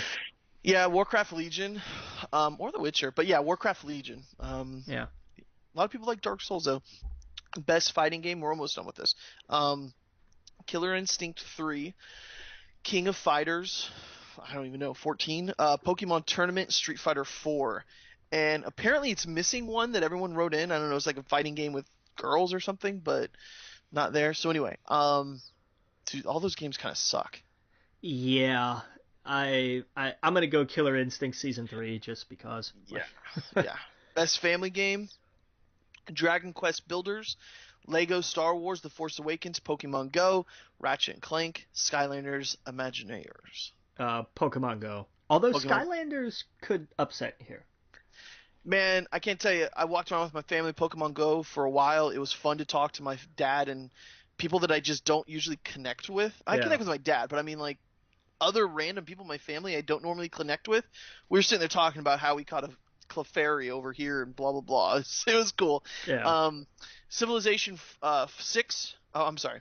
Best strategy game. Should we take a quick break? Yeah, let's do that. Take a quick break. We'll get back. We'll finish this and get into some reviews. Again, listen to We Geek Podcast on the. You're listening to We Geek Podcast on the N.FM. We'll see you guys in a minute. Welcome back to We Geek Podcast on the N.FM, and we were just at Best Strategy Game. Here are the nominees. Civilization 6. That's your winner. Like, you can just stop reading. Anytime Civ's nominated for anything, it's going to win. I agree, but Fire Emblem Fates came out, and that was a really good game. Fair point. Banner Saga, not Saga, 2. Total Warhammer. That's kind of weird. XCOM 2. A lot of people liked XCOM 2, but I think you're right. Civilization 6, that's the best strategy game. Yeah, hands down. Anytime a new Civ comes out, it's like, just clear the board. It's done. Yes. And with good reason, too. Those games are phenomenal. If you have the time to really get into them, they're amazing. Yeah, it's like a really, really interactive, long chess game. Yeah. Which is cool. Best sports/racing game, because they're so similar. Yeah. Totally two different things. Forza Horizon 3, next case. Yeah, FIFA 17, Forza Horizon 3, MLB The Show 16, NBA 2K16, Pro Evolution Soccer 2017, and WWE. No, I'm just kidding. Yeah, right. Okay, sure.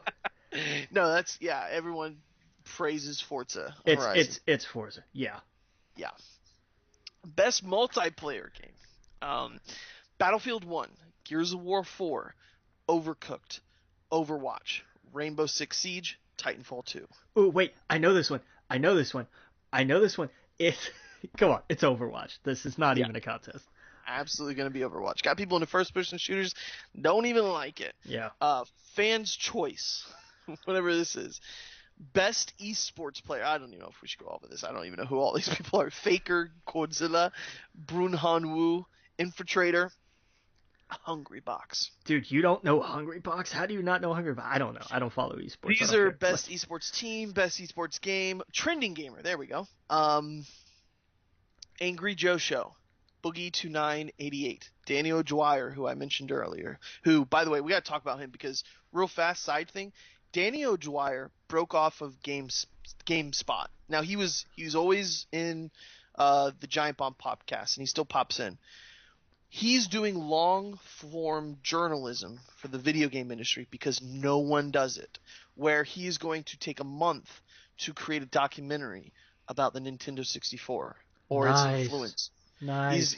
Or just random news events that are small or big, and he's going to make documentaries about them and release like one a month. Sometimes taking longer. I think that's so cool because no one else is doing that. Excellent. Bless this guy. Like he's doing the, because like cable news channels have so many of these where it's like, here's a thing and here's an hour documentary on it. They have tons of them. The video game industry needs this. Absolutely. Yes. Yes. His YouTube channel is called No Clip, NOCLIP. His Patreon, Daniel Dwyer, just Google his name, Daniel Dwyer Patreon, is creating video game documentaries. And so far, so good. He's got more than he needs every month that he makes it or whatever. I think I don't know what the latest documentary he did. But anyway, go check him out. It's super important that people are doing things like that. I fully support him. Okay, so yes, Angry Joe Show, Boogie2988, Daniel Dwyer, Jack Sprite, something or another, and Lyric. And I don't know the last two. I've heard of Lyric. I think he's been on the oh man, my mind just went blank here. Total Biscuit Show. But I would vote for Boogie or Danny. Okay. Because I like Boogie. I like his message. He's super positive. He's always, he talks a lot about video game stuff, but he also talks a lot about bullying and, just his constant struggle with his weight and everything else. Like, I really admire the guy. And, just for years he's been given the shaft and he's just been shit on by people and his family and everything else. And, it's, he'll sit there and he'll spend an hour opening up Pokemon cards and just talking with his fans.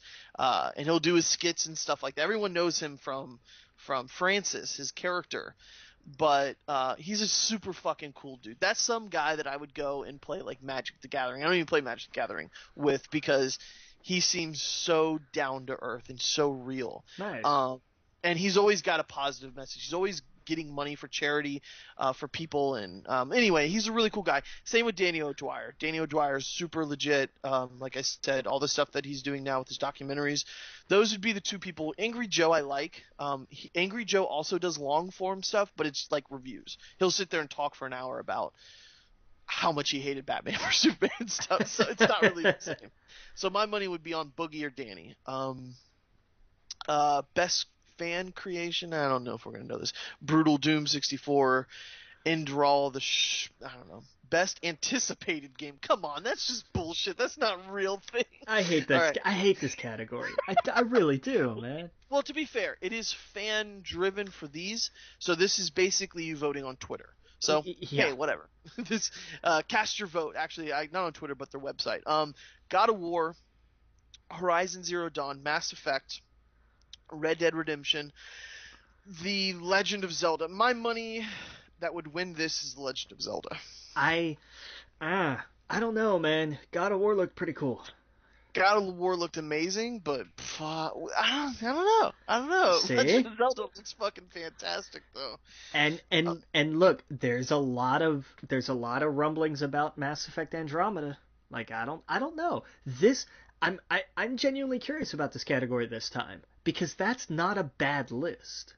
No, it's not at all. I mean, I'm excited about all those games. Usually it's like here's a game, and here's Halo.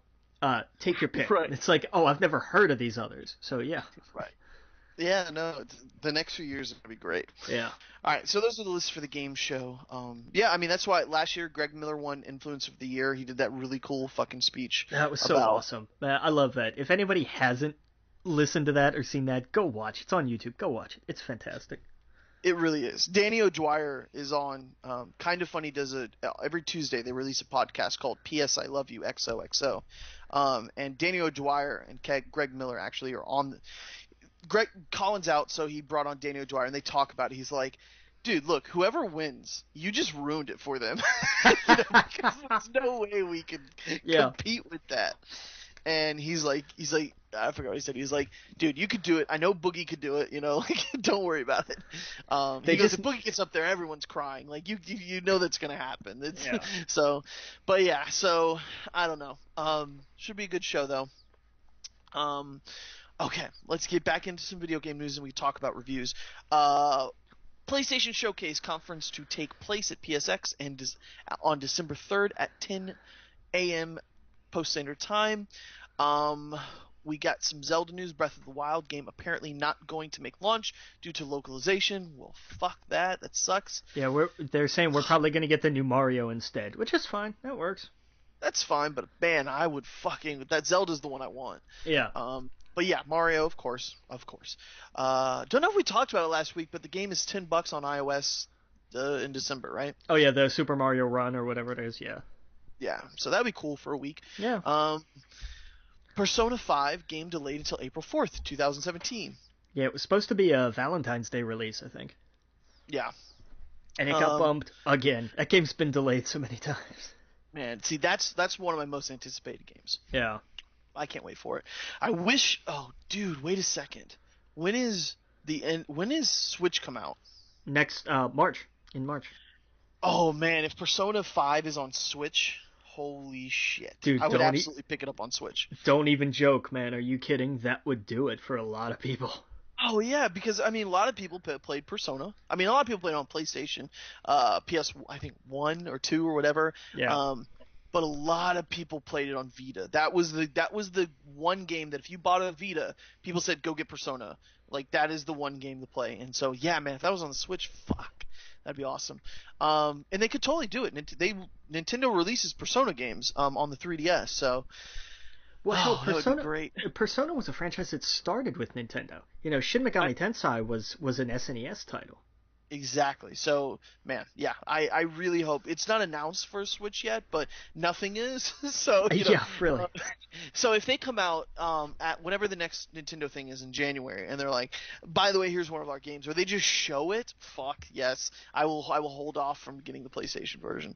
Yeah. EA CFO Blake Jorgensen calls Nintendo Switch an interesting device. Says company is bringing one of their bigger games to the system. Star Wars. Wait. Oh yeah, EA. Oh yeah. I don't care. Give me Star Wars on a Nintendo device. I'm done. You take it. I'm sold. Yep, absolutely. Yeah, man, give me Battlefront on that thing. Hell yeah. Or even like a cool like little fucking adventure game. Like that's all I want. Yeah. Okay, so some other news before we get into some reviews. Darth Maul character getting 5-issue comics except before episode 1. That's neat. Netflix 3 comedy specials from Dave Chappelle going streaming service in 2017 on the same day. Yeah, neat. So next year is going to be the year of Chappelle. Okay, cool. Yeah, I want a Chappelle show though. But I think that's what they're gonna base this on. Like, get the temperature of the room. I think after his SNL skit, everyone basically proclaimed, "We need you. Where have you been? Yeah.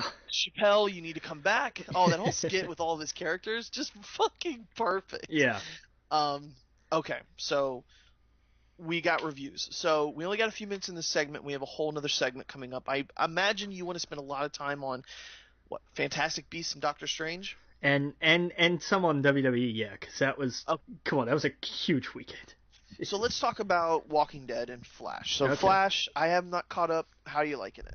Flash is good. It's still going strong. They're kind of treading water on a couple things, but it looks like it's interesting with Kevin Smith's episode, they're going to kind of get the ball rolling. So that's. I've seen previews where like now the last episode I saw where Killer Frost, she was when she went to her mom. Yeah. And I know that the what's his name? The guy from the other dimension. Alchemy. Not Alchemy. The what's his name? The dude who's not the dude. Yeah. Oh. Yeah.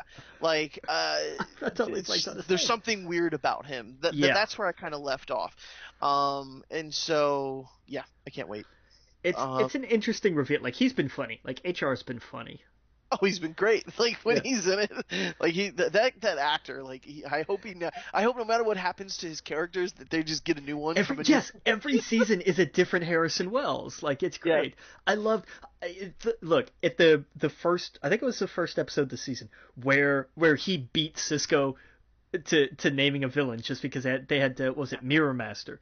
I think it was where he was like, oh yeah, because we had one on our realm. And then, like, he came back later, it's like, oh, he spins, and they're both, like, he and Cisco are both like, and Cisco went, like, top, and he got up and he got in his face. He's like, what, you want to go?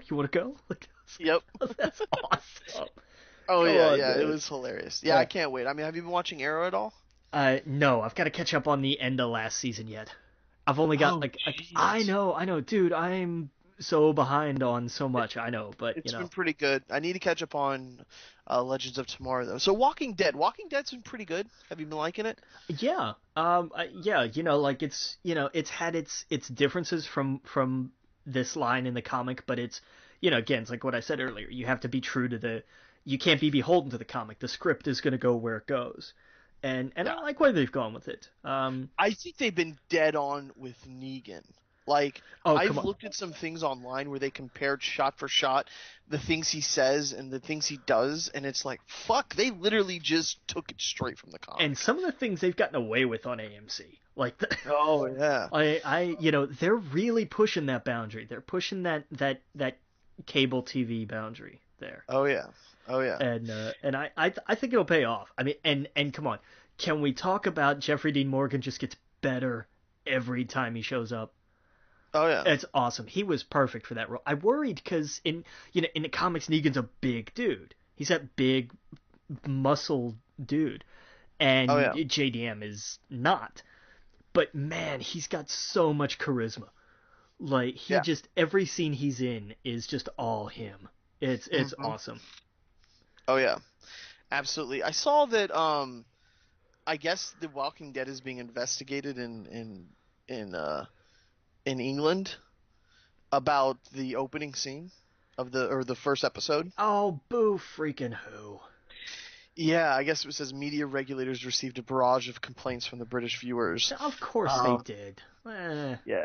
Shut up look, and drink if it your made tea. the air, I don't know why it would even be a big deal. That's something that your people should have watched beforehand. Yeah, and I don't know. Have they watched British TV? They can say things on British TV that we can on the British-owned British TV, by the way, because the BBC is government-owned. At least I'm pretty sure it still is. And they can get away with a lot more, at least language-wise for sure, than we can. That's the big difference between them and us, I think, is that we can get away way more with violence than we can with nudity. But over there, you can be naked. They can get away with saying a lot more than we can. Yeah. So it's this weird thing where it's okay to show if your 13-year-old is sitting there watching someone getting their head bashed in, but God forbid a nipple flies out and a titty's shown. Yeah. It's so weird. It's so we're the backwards one, I think, because that shit was violent, But come on, it's season 7 of The Walking Dead. You're either in or out at this point. Like, right. You either there for the violence or not. Yeah, are you really surprised by now? Yeah. No one's stumbling across this at 10 o'clock at night, Right. But anyway, we're going to take a quick break, get back and talk about movies and WWE. Again, you're listening to We Geek Podcast on the N.FM. We'll see you guys all in a minute. Welcome back to We Geek Podcast on the N.FM. And let's close it out with, what do you want to talk about first, wrestling or the movies? Let's do Doctor Strange. Okay, what'd you think? I loved it. I thoroughly enjoyed it. But I had one problem. And I had one very large problem. What? Did the music sound familiar to you? I don't know. I'll give you a hint. Michael Giacchino did the music. Okay. He also did. I'm lost here. He also did the music for the Star Trek movies. He recycled the Star Trek theme, the reboot theme, for Doctor Strange. You know what? It's the same. Now that you say that, it's the same. Go listen to him online. Go listen go listen to it from Star Trek Beyond, and then listen to it from Doctor Strange. It's the same thing. Yeah, you're right. They sped it up a little for Doctor Strange and added a sitar, but it's still the same progression. It's the same damn thing. It's the laziest. I don't. You're right. It's crazy that you fucking say that, and I did think about that when I was sitting there. I was like, that sounds really familiar. Yeah. But the moment once it left, I didn't even think about it until you just mentioned it again.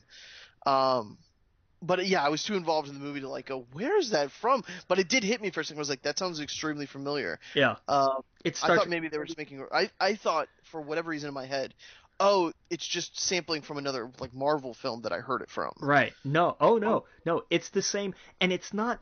It's different from like, oh, composers have a sound. That's one thing. Hans Zimmer's score sounds like a Hans Zimmer score. A John Williams score sounds like a John Williams score. But they're different. They're at least different songs, man. Right. This is the same. They sped it up a little, and they played it on a sitar. But that's it. That's the only difference. It's the same damn thing. Yeah. And that made me nuts. Like, I don't know,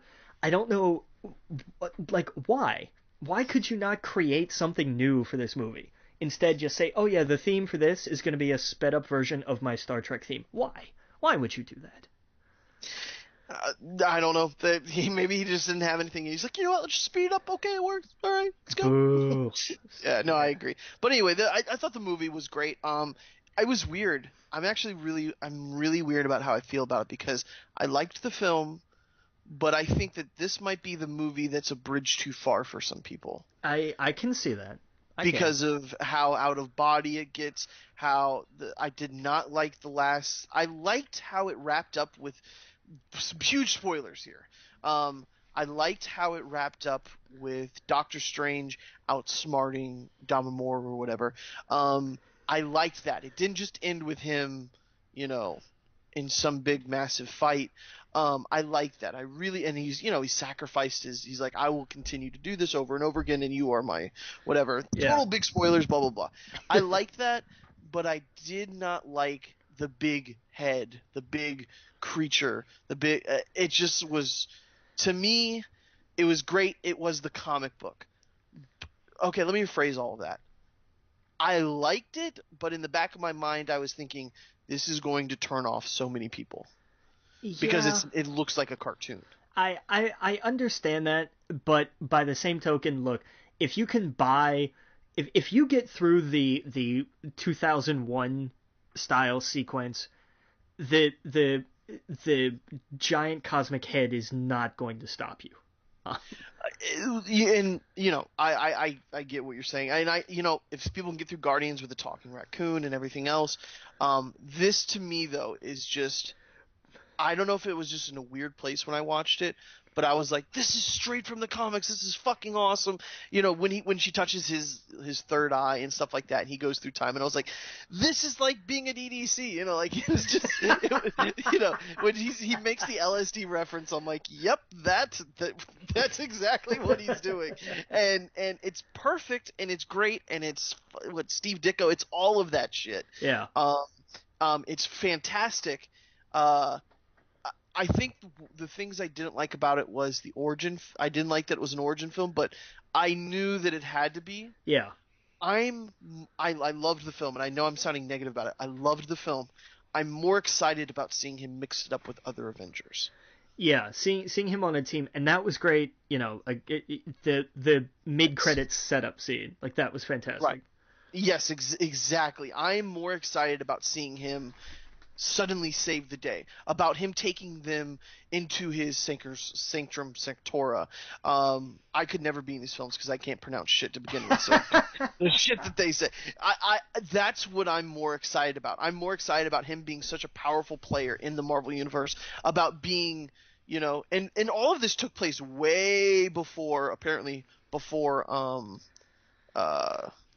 a lot of the other films. Yeah, that's what they said, but I mean, the cars were all current. Like that, I don't buy it just because the setting did not look 1980s. It didn't. I don't buy it. No, not 80s. I'm talking about this happened before the events of New York City opening up with the hole and stuff. Okay, fair enough. No. Yeah, this took place like right before all of that, and then when he trained, apparently it was after that when he came back. Um, so that was my beef with it. It was just the time thing that I felt like Doctor Strange. The thing about Doctor Strange is he's incredibly smart about what he does, and I feel that there wasn't enough time to show him go from student to master, and I felt like it was all done it literally was all done in a few hours in front of our eyes, and it should have been he should have made that jump years studying. I don't know if they could have done it where like time doesn't exist where he's at or whatever, but that would have made a little. It just seemed like suddenly, just rapidly, he went from knowing nothing to being the master. You know. Yeah. That was my only beef with it. Is I would have this would have been a great Netflix show or something. But anyway, I loved the film. Go see it. Go see Doctor Strange. It's one of my favorite Marvel films. I know I'm being negative about it, but it's just little nitpicks from a stupid fanboy. So, what do you think about Fantastic Beasts and Where to Find Them? I loved it. I really did. I liked Eddie Redmayne. I liked the dynamic they set up. Everything made sense. It wasn't just, it wasn't like, oh, Americans and their witch community, of course, like everything's more militant between the two. It's like, oh, is this just another British person writing this? But it made sense. And especially when you look at the time, like we were talking earlier, it's the 20s. This was not a happy-go-lucky period in our history. So, I mean, it did. It made sense. And the way it was done, it was smartly executed. It was a wonky premise to set up, what's basically going to be the rise and fall of Grindelwald.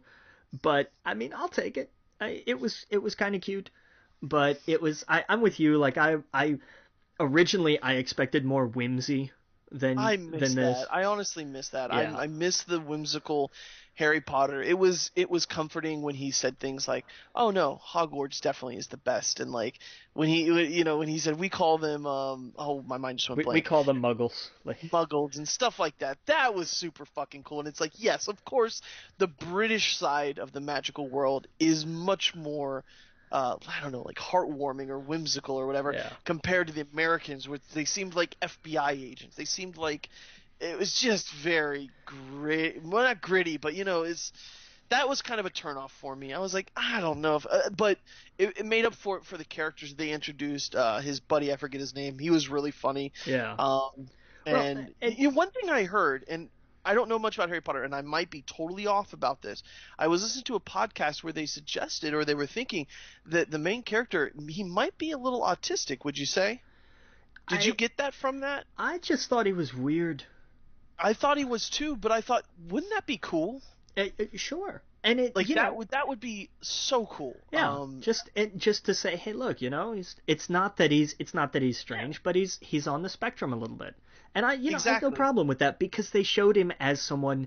This is someone who cares. He has a heart, and he's intelligent, and he's go for it, rock on. Absolutely, and I loved that, and and that's what I thought about. I was like, that's such a cool idea if it is true, because it makes sense. He is such a heart in the film, and he's one of the best parts about that film. The characters I really liked. I should say that I loved the characters. It was all the surroundings that I was like, this needs more whimsical stuff. Yeah. We need, and hopefully in the next one they do go towards some other place that has that. It'd be cool to visit the school and stuff like that. Oh, we'll definitely see the school for sure. Or maybe I just want another Harry Potter series that has to do with kids in Hogwarts or whatever, like a whole new. Give me a Netflix show about that. Yeah. Yeah, there you go. We don't really have much time to talk about the WWE. But we've got to at least touch on it. Yeah. So what do you think? I couldn't pick my jaw up off the floor. Yeah, I'm so glad they did it. I'm so glad Goldberg won. We all knew it was not going to be a match. We all knew that Goldberg was so out of it that there was going to be no competition there. So I'm glad they pulled the rug out from under everyone, and they're like, you know what? You thought because Vince McMahon wanted to shut down another WCW wrestler? Fuck you guys for you. Now that was so unexpected. No one expected that. Yeah, like everybody thought, and there was a lot of talk, early, like, oh, Shane's gonna come out and cost him the match. Well, that couldn't happen because Roman knocked him the hell out, Yeah. legitimately, and that was frightening because you That could match see was it. amazing. Yeah. Oh man, the match. Look, the tag match, the women's match, the most of the rest of that card was not spectacular. The men's match, which lasted almost an hour, It did. and they crammed so much into it. It was awesome. Yeah. And then to end with, oh, by the way, Goldberg wins in Goldberg fashion. Mm-hmm. That was awesome. And then to come out on Raw and say, oh, and by the way, I'm going to enter the Royal Rumble. Oh, Yeah. like, Yep. Katie It changes bar the door. everything. It's going to be so cool. Real fast, what do you think of TakeOver? I thought it was fantastic. I thought TakeOver was better. TakeOver was absolutely better. Nakamura Joe 2, awesome.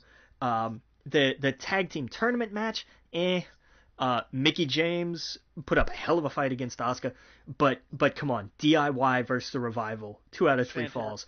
But that may be match of the year. That was amazing. Oh yeah, yeah. What about Dillinger? I think him and Nakamura are going to be called up. I love Ty. Ty's 10 count has now ruined counting along with the referee. It really has. Everything is just 10. What's the ring count out? He's up to like 6, I think. 10. If you look at the audience in the NXT show, and you look at the audience, and it's the same audience in the NXT show and the same audience for the Survivor Series show, the audience was way more involved in NXT because the way they told the story in the match was just much better. Yeah. Yeah. And we've got Raw next. We've got Raw on Monday in my neck of the woods. I've got my ticket. I'm gonna be there. Hell yeah. That's awesome. Where we have a women's championship match and a tag team title match. The women's title will not change hands. The tag titles just might. I don't know, man. They're so close to getting the record. I know, but hey, so close. I'm gonna point to Goldberg Lesnar for a long time now. That's true. I would love New Day to get it over. Who was it? The Demolishers or whatever. Demolition. Demolition. I want New Day to have that. They deserve it. Well, we'll see. But yeah, I agree. So, okay, so we gotta go. So again, you're listening to We Geek Podcast on the N.FM. Go to our Facebook group, our Twitter, at We Geek Podcast, at the Logan Witt, at Adam Estep, and I think that's it. Captain.